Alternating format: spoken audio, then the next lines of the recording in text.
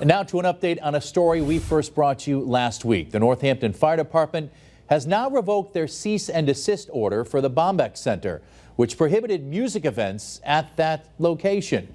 Western Mass News reporter Olivia Hickey joins us now live in studio with more. Olivia? Chris, as of last Friday, the organization is cleared to hold concerts and performances. We're told Bombyx management and other city leaders sat down for a meeting today about moving forward. Familiar with the matter, the Northampton fire chief invoked a cease and desist order after responding to a noise complaint at the facility earlier this month.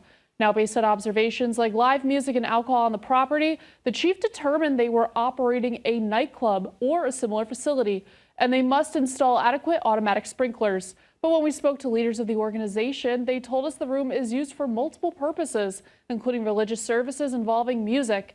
And they say the city knew about ongoing plans to renovate the building, including the installation of sprinklers, leaving them confused. Western Mass News reached out to the city's building department for clarification and found Bombyx is now required to install a sprinkler system by the end of 2023.